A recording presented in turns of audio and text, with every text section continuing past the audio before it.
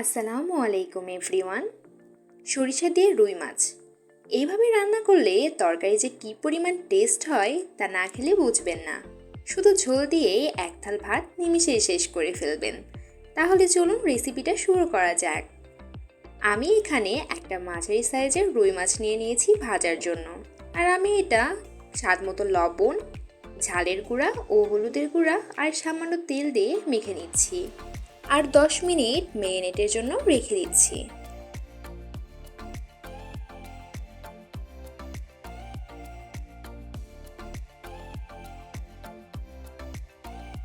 এরপর আমি একটা প্যানে তেল নিয়ে নিয়েছি, আর এটা যখন গরম হয়ে আসবে তখন সবগুলো মাছ আমি হালকা করে ভেজে নেব। একদমই ডিপ ভাজবো না, তাহলে কিন্তু মাছের টেস্টটা প্রপার আসবে না।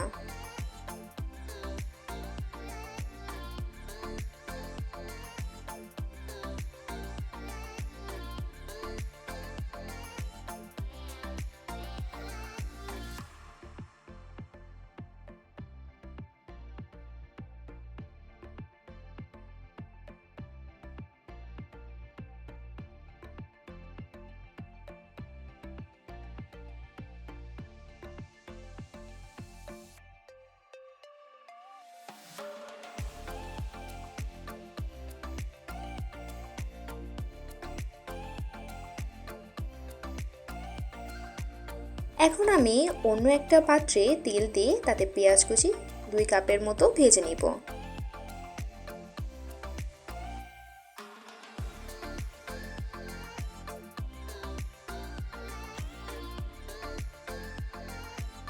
কিছুক্ষণ ভাজার পরে যখন হালকা ব্রাউন কালার হতে থাকবে তখন তেজপাতা 2টা ও সামান্য জিরা ভেজে নেব।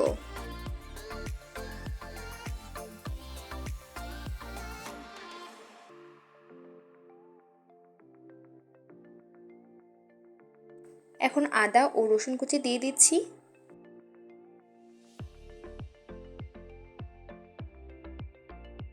আর ভালোভাবে সব মশলাগুলো ভেজে নিচ্ছি। এরপর আমি সরিষা বাটা দিয়ে দিচ্ছি। আপনাদের হাতের কাছে যদি সরিষা বাটা না থাকে তাহলে আপনার বাজারে ঘন কাসুন্দি পাওয়া যায়, সেটা ইউজ করতে পারেন। এরপর আমি 1 কাপের মতো পানি দিয়ে দিচ্ছি। যখন পানিটা ফুটে আসবে তখন আমি লবণ, ঝাল, হলুদ, জিরা গুঁড়া, ধনের গুঁড়া, গরম মশলা সবগুলো 1 টিস্পুন দিয়ে ভালোভাবে মিক্স করে ঢাকনা দিয়ে দিব।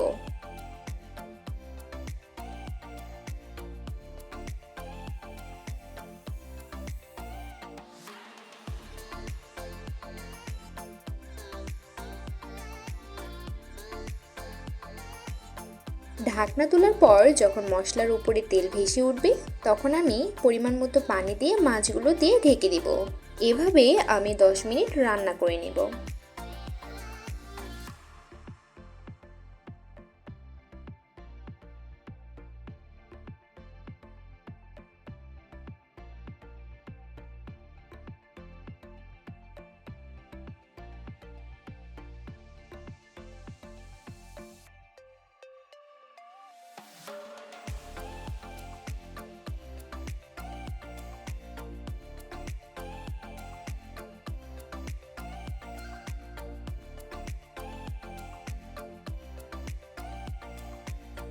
এরপর ঢাকনা উঠিয়ে আমি ভালোভাবে নেড়েচেড়ে নিচ্ছি। এইভাবে মাছ রান্না করলে কিন্তু মাছের কোনো ব্যাড স্মেল লাগে না, আর ছোট থেকে বড় সবাই কিন্তু অনেক মজা করে খেতে পারবে। আর যারা মাছ পছন্দ করে না তারাও খুব মজা করে মাছটা খেতে পারবে, কারণ সরিষা বাটা দিয়ে মাছ রান্না অসম্ভব টেস্ট হয়। এই তো হয়ে গেল আমাদের সরিষা দিয়ে রুই মাছ রেসিপি। দেখা হচ্ছে পরের কোনো রেসিপিতে। এখন আল্লাহ হাফেজ।